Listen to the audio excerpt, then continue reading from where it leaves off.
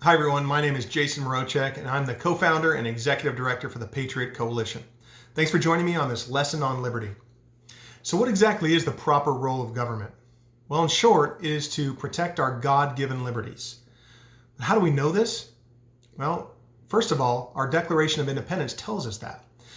Do you remember the line that says that to secure these rights, governments are instituted among men? Well, the rights that they're talking about securing are those of life, liberty, and the pursuit of happiness, or property. But how did the founders come up with this radical concept?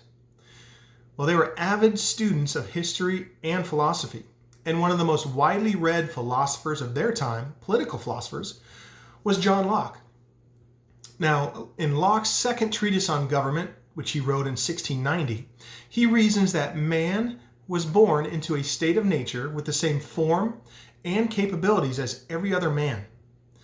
Our Creator did not place us into subjugation or subservience to any other man, nor did He grant to us sovereignty or dominion over any other man, like He did between us and the animals.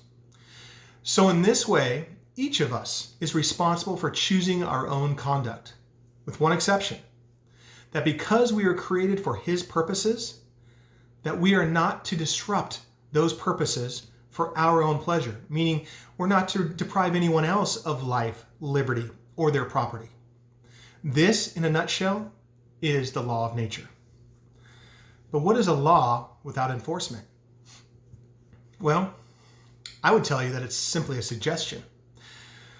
So because of that, because when we were in a state of nature, meaning we had not formed civil government, we were each responsible for enforcing the law of nature when somebody violated our liberties. But herein lies the problem. Because man is sinful by nature, each of us is going to rely on our own biases and urges when we decide who violates our liberties and to what degree that we should punish them. And that's where civil government comes in. With civil government, each of us can make a limited loan of our individual liberty to a government of our own choosing so that collectively we can decide what liberties are violated, who has violated them, and how we're going to prosecute them. That is the proper role of government. Now, we have come a pretty far distance. We're pretty far away from what the founders intended. So let me tell you what is not the proper role of government as well. It is not the government's role to keep us safe and secure.